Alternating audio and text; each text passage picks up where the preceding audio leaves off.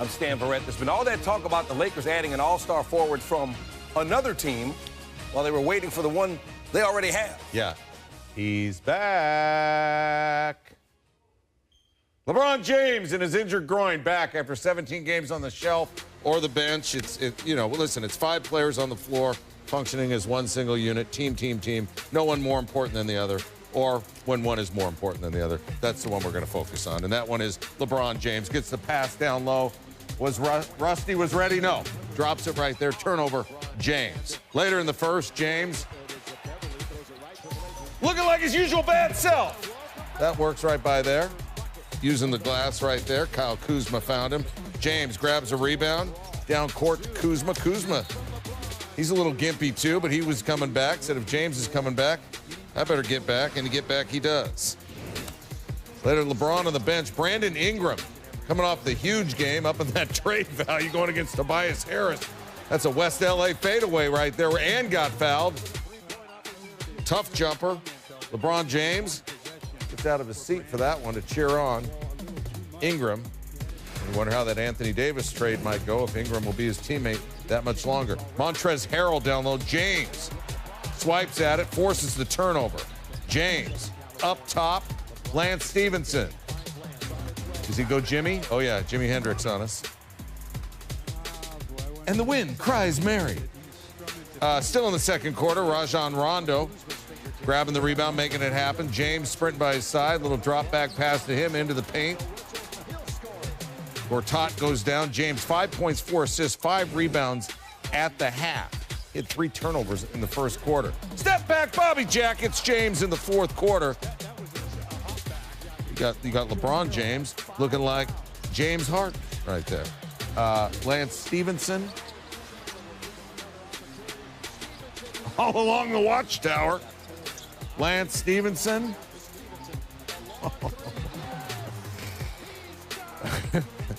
Voodoo chillin'. Lance Stevenson's going off. I mean, encore. Play it. Play that funky music. James. Tough turnaround in the paint. Cross roll as Chandler flexes. Final 30 seconds. The three-pointer to tie it up. Final 35 seconds, getting a quick 2 for 1. Stevenson needs his instrument tuned. We got 11 seconds left, fourth quarter.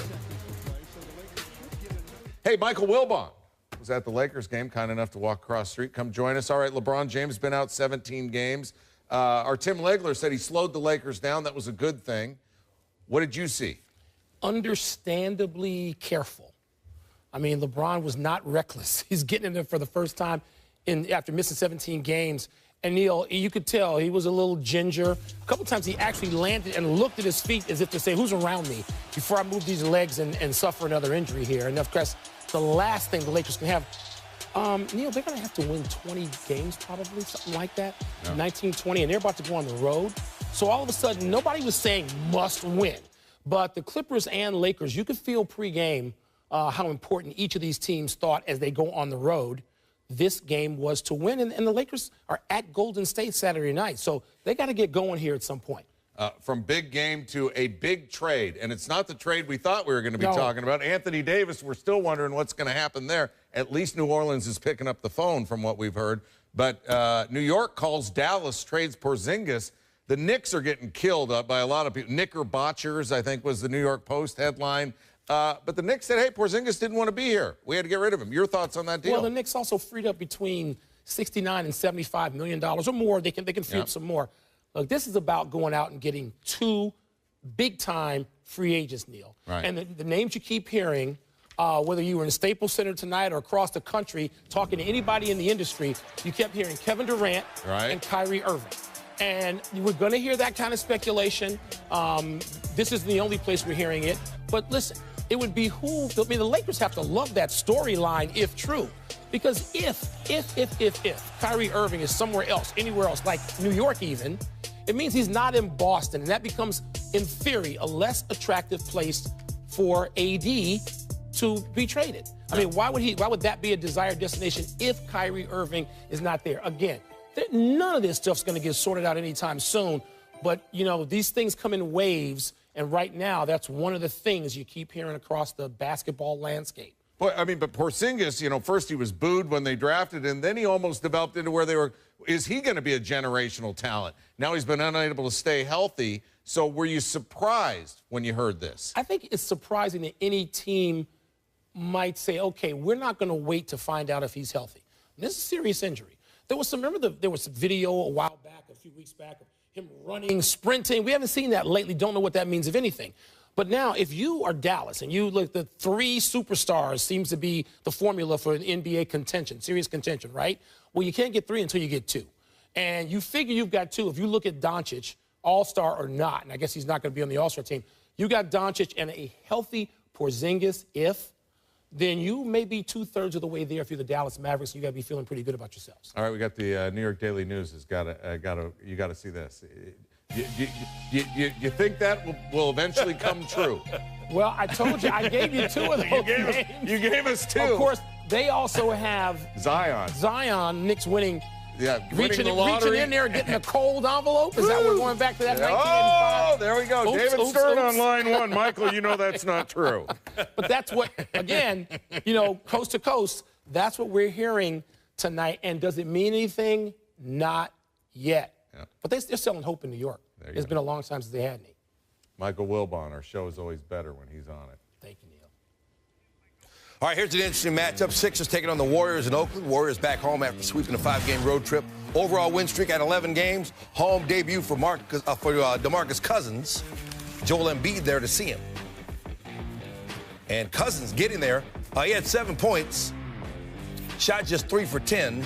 Wasn't a great night for him. Embiid, no start on the 3. Cousins up ahead of the play on the other end, gets the dunk. And a little stare down there. And Embiid's like, oh, that. Earmuffs. Then Embiid got his answer on the fast break. Look at this. Woo! 26 points and 20 boards for Embiid, though he shot just 8 for 24. And Cousins is like, respect. Steph Curry, red hot in the first half.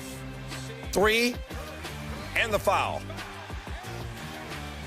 Later, Curry, no Klay Thompson for the Warriors in this one. So Curry splashing by himself.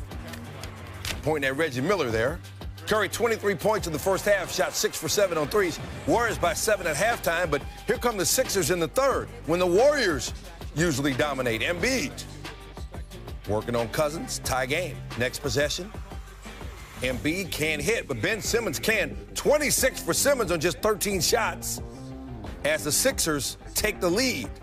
Later in the third, Sixers off a turnover. Jimmy Butler will finish. They close the third on a 36-17 run. Draymond Green trying to pump up Cousins and his teammates after that third quarter. Let's go to the fourth.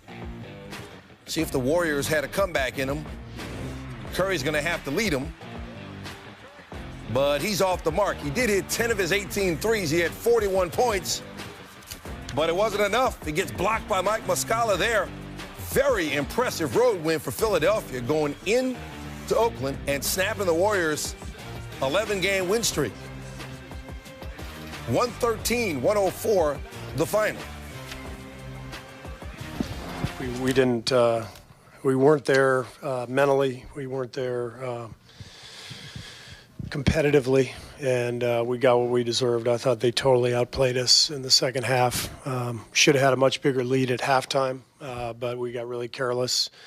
And then they took it to us in the second half. We weren't ready. We didn't respond with competitive desire and intelligence and execution. So we got what we deserved. So the streak is over, and if you wonder how Philly did it, they did it with defense. They held Golden State to just 104 points, their fewest since Christmas Day. The Warriors now 0-9 this season when they're held below 105 points.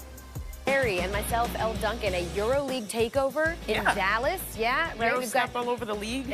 Apparently, we've got more on the Kristaps Porzingis trade and who benefited the most, plus all the stars from Atlanta. We'll talk to 3 Super Bowl champs in a minute. Yes, we will. But you see Janae Agumake with us this morning. Why is she here? Because we're going to talk about LeBron James after 17 games. Oop, there it is. LeBron is back. 6-11 without him today. What did you expect out of LeBron in game 1? You know, I was not surprised that he had a slow start.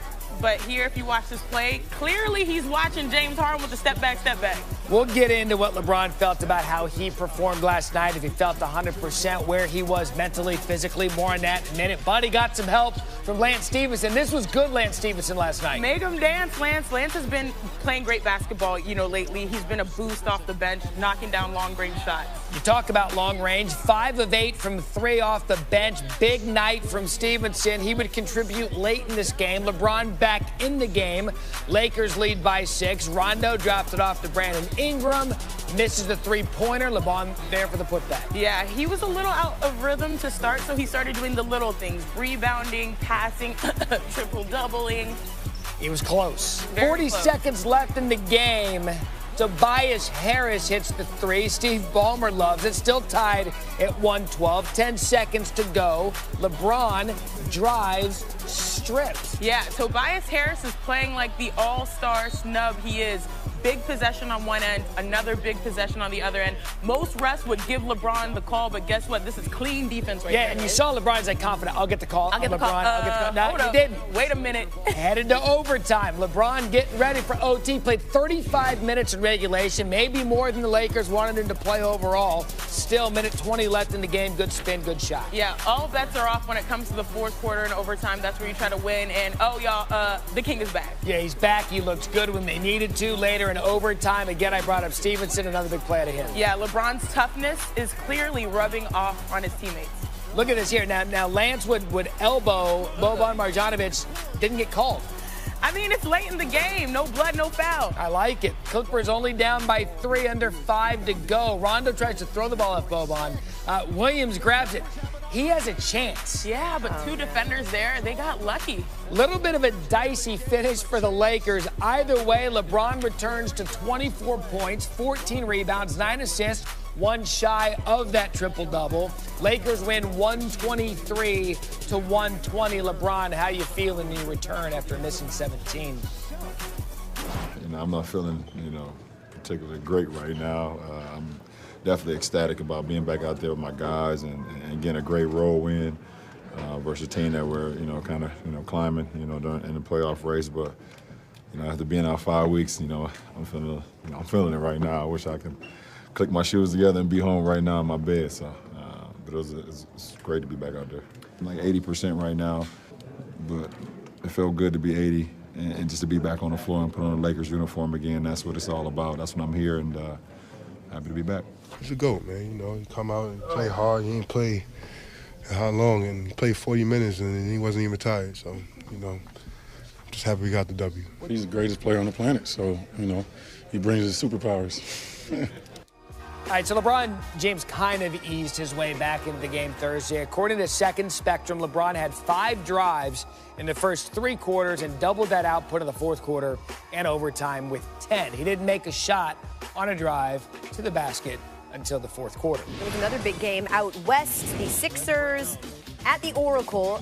Okay, so the Sixers haven't beat the Warriors in almost 6 years. DeMarcus Cousins making his home debut. He said he wanted this matchup with Joel Embiid, and early on he took advantage of it. Yeah, it was a good test for Boogie as a post. He had highlights, but he still has a way to go, especially coming back from that injury. Joel Embiid missed all 5 of the 3-point attempts he took, including that one on the other end. Cousins with the dunk. Yes, I love center on center crime. Centers are still alive in the NBA. The big man is still around. We still here. We out here. Embiid got his get back, though. The little windmill dunk there. Cousins is on the bench, but he's like, all right, respect. I like it. Yeah, Take another look. I love it when Joel Embiid feels disrespected because that brings out the monster. He always feels disrespected. You're right. Steph Curry certainly doesn't.